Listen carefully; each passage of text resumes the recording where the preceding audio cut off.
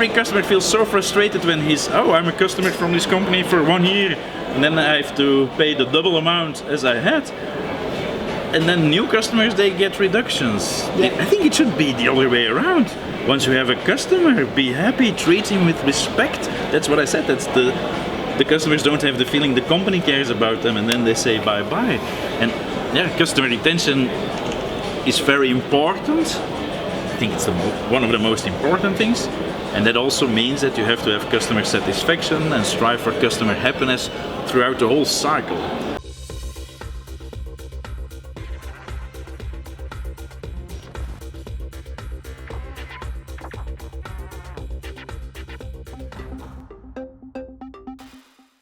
That means that I have to say that I'm old. It all started in '96, and I became I made websites, so I started a little company in the little web business. I didn't have enough clients, and I was a big nerd in those days, still am. So I started a website with news about computers and IT and favorite downloads and stuff like that. And one of the things I did, I think it was Netscape 2.0, they allowed frames, and I made something, and you had to open a curtain to see my website.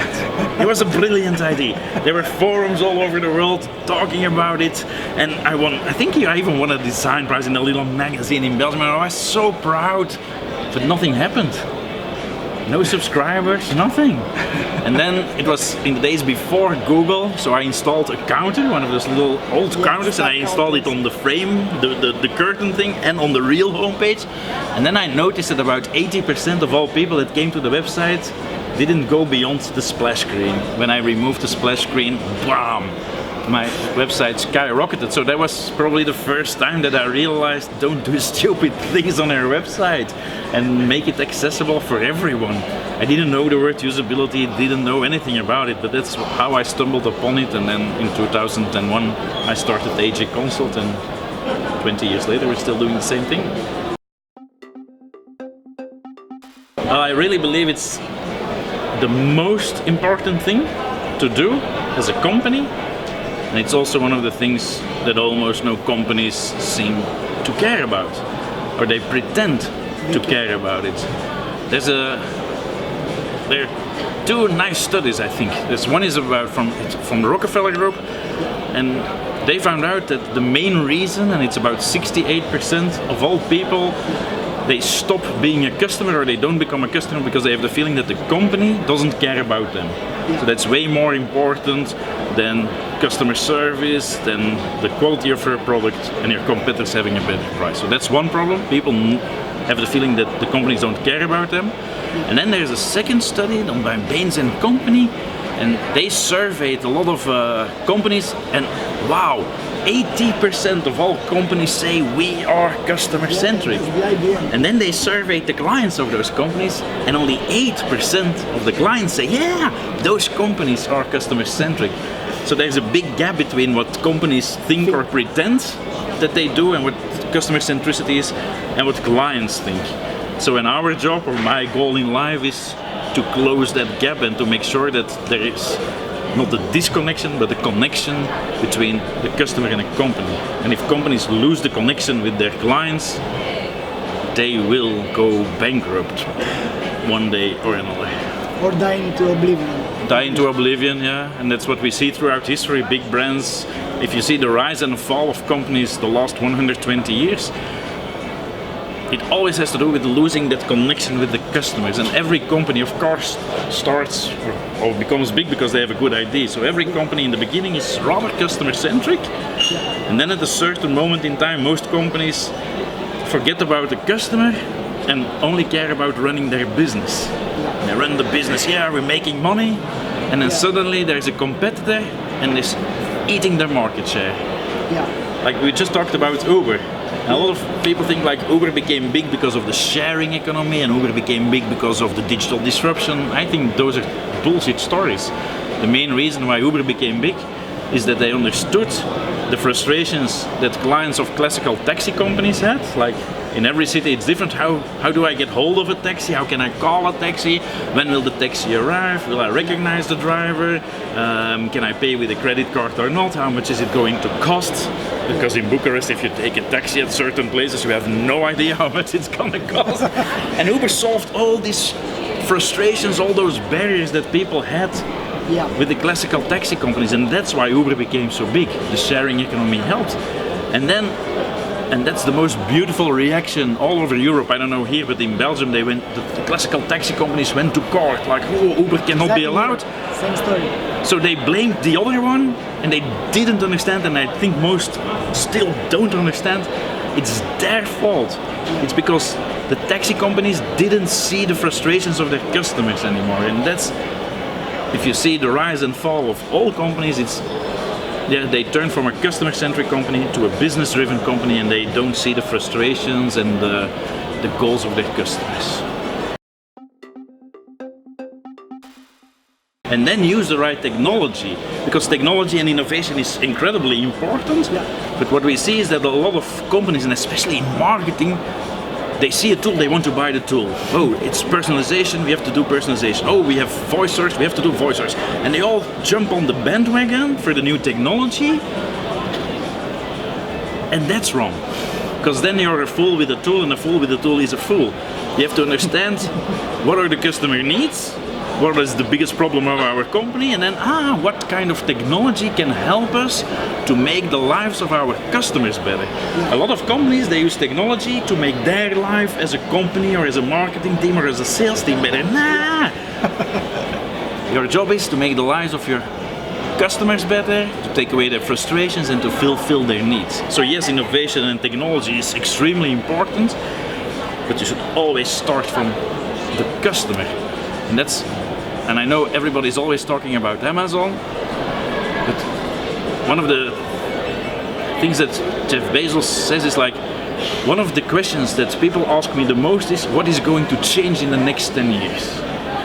And he's like, I have no idea, I don't have a crystal ball. And he says like, one question that nobody asks me is, what is not going to change in the next 10 years? And that's the most important question, because if you know what is not going to change, you can build a business strategy. And in the case of Amazon, it's about the customer.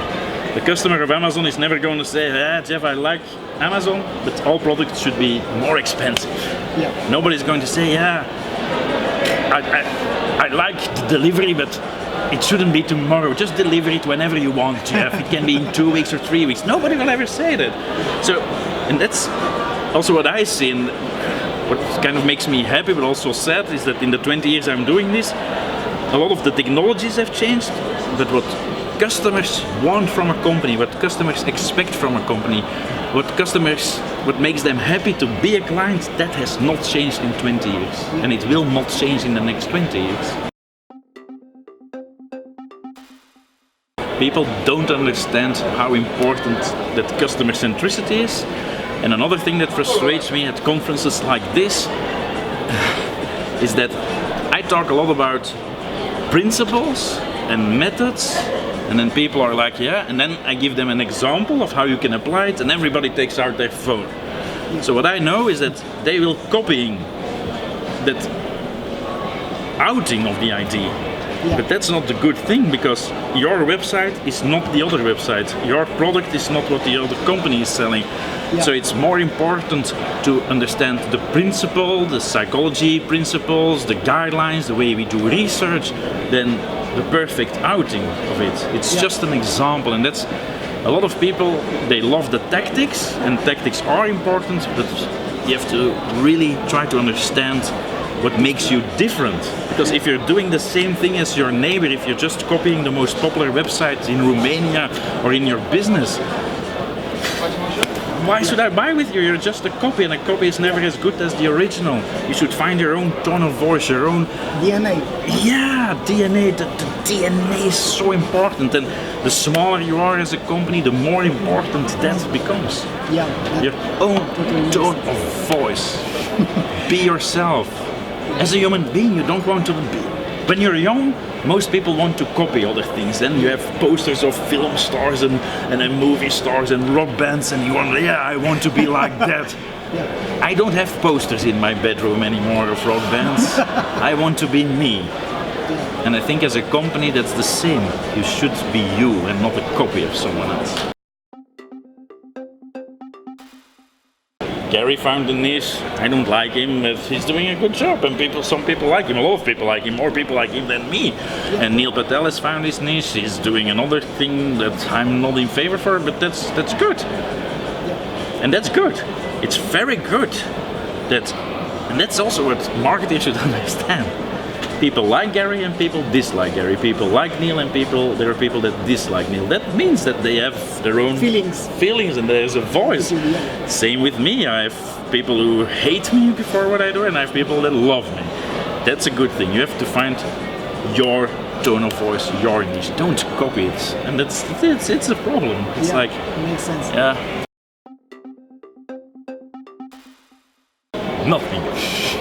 Nothing. And that's really one of those things that I don't understand. I didn't study economics or whatever, but all those companies spending money in attracting new customers and not caring about existing ones. Like, I don't know here in Romania, but it must be the same in the telecom industry. Like subscriptions. Yeah. In Belgium, people are almost programmed to buy a new subscription every year from a different provider because the new provider gives you so many free minutes. And they're investing and switching. And every customer feels so frustrated when I'm a customer from this company for 1 year, and then I have to pay the double amount as I had. And then new customers, they get reductions. Yeah. I think it should be the other way around. Once you have a customer, be happy, treat him with respect. That's what I said. That's the customers don't have the feeling the company cares about them, and then they say bye-bye. And customer retention is very important. I think it's one of the most important things. And that also means that you have to have customer satisfaction and strive for customer happiness throughout the whole cycle. Yeah. But I see that a lot of businesses still do is like, even when they they understand customer centricity, usability, conversion optimization, they focus on the website. Yeah. Somebody's coming in, somebody buys, and then it's done. They have the money and they think like, fuck you, little client. And it's like, no, then it just starts. You have a beautiful website and then you get a terrible mail like, we received your order, shipment is now. And everything is gone. The relation you had with the client is boring. Every step from the first ad they see until even the little note that is in the package, like if there's a problem you can send it back to us, that should have the same tone of voice, the same feeling, and that's what it's all about. So I don't understand. I never understood marketers, what they were thinking about those things. It's a difficult thing. I think that's one of the hurdles I have with most companies. It's like they hire us, we do a great job, but half of the companies, they don't do anything with it, and that's when we stumble upon corporate cultures, company cultures, mentalities, and I think it has to do how people are raised in. I call it the old style of companies, but some new companies have it too. It's like, it's horrible to say, but in most companies, you're only rewarded when you do good things. Nobody comes to you and say like, fuck, you did an experiment on our website and we lost $2 million last week. Nobody's gonna, and everybody's like, wow. And that's, the fear of experimentation in companies is so big. So everybody has learned to say yes, yes, yes to their bosses, and especially the middle management. For me, the problem with most companies is the middle management. They're trained in just taking no risks and doing like, yeah. And once again, I don't know the exact word, but there's a quote from Jeff Bezos. It's like, you have to do experiments and you have to embrace failure. And I think that's an important thing, and it's like experiments make everything better, not only the website, but understanding your customers. And the moment you don't evolve as a company and you don't experiment and you don't try to understand the user, I think you're lost. Like Booking.com, they're doing experiments every minute. Amazon with their, what they call the pizza team, so a team can never be bigger than the amount of people that can eat 2 pizzas or something. So that means like on average a team is like 8 persons, and those 8 people, they can almost work independently, and that's so important. It's like no 70 management levels up and down. It's like this is your responsibility, and everybody in the that's also an important one. Everybody in the company should have the same final goal.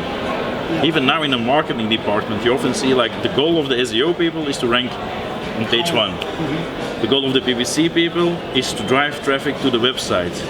And then you have the UX people and the conversion people, it's to turn that visitor into a customer. And then you have the after sales people, it's to make sure that it's a happy customer. No! The final goal for everybody in a company is happy returning customers. Yeah. That's it. Done. That's the main KPI. Fuck off. Every management book is 1 page from now on. What you should do in a company, make your customers happy. Done. Bye. Read the book. Understand it? Don't copy others. Find your own voice. Really try to understand your customer. And have fun in life. Have fun in life. It's for me a very important one. It's like, yeah. Don't go with your ego. I think that's the biggest problem. That it's typically human. I think I still have a huge ego, but like 10 years ago I thought I was on top of everything, and then I learned things. I was like, oh fuck, I know nothing. So it's like, don't trust your gut feeling. Know what you're doing, and if you're running a business, the main goal should not be running the business or making more money. The main goal should be, the customer thing, and then the rest will follow. Yeah. I always see that image of Jeff Bezos in the interview from '96 when they're sitting behind a desk, and the desk is like an old door on 2 things, and the interviewer is really like, what are you doing? He said, yeah, but if I would have bought a fancy table, I had less money to invest in customer satisfaction. That's it. I see so many startups, and the first thing they do is buy the most expensive smartphone and the biggest laptop and a car. No. Then you're in the business for yourself and not for your customers. Yeah. So I think that's for starting businesses the most important thing. If you don't care about customers, don't start a business. Some of the speakers asked it the speaker before me asked it, who of you, there's about 800 people in the room, who of you really cares about their customers? Who of you really love customers? There were 8 people, that's 1%. All the rest, I don't know what you should do with them, but stop doing business. If you don't care about your people, your customers, don't do business. That's the wrong thing. Yeah, you're in the wrong place. Yeah, why are you doing this? You're doing this, you hope sometime that you, but you're not in the business for the money at the end maybe, but you're in the business to help people to make their websites better, their businesses better, to understand their customers better, and that should give you a good feeling if you make your customers happy, and then a reward for you.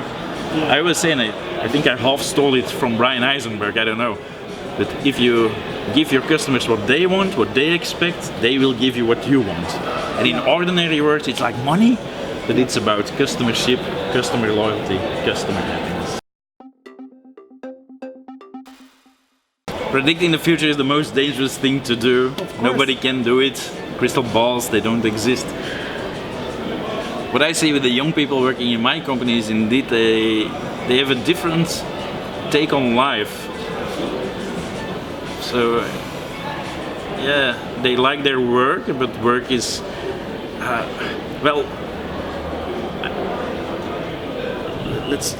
I'm trying to think about a story that I can tell.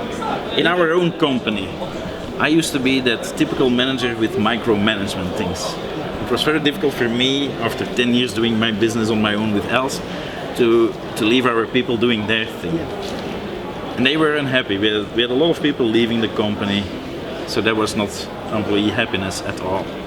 And then last year, 2 years ago, because I'm speaking everywhere, Els was speaking everywhere, we had to let the team go, just like do it. We never had so much profit as a company, we never had, the customer satisfaction stayed the same, it didn't drop, it didn't get higher because it was already pretty high, but employee satisfaction is like way up. And that's it, when you leave, it's like customer retention, employee retention, when you make people happy, and then you see that if you do a good thing, your employees, they care about customers. So I hope that's changing with younger generations. They genuinely, I have the feeling that the people working for us, that they care about what we do as a company, and that they care about the customers. So I hope there's hope. But when I see the results of the elections in Belgium, it's fucked up. I hope that's the old people. Maybe like that's in the just Brexit. a radical redesign Yeah. That's and an another experiment story. that humanity is doing. Yeah. And thanks a lot. Is there anything else that I haven't been inspired enough to ask you? I think it's okay. Yeah, great. Be customer centric. The start, the beginning, and the middle of everything, and the end.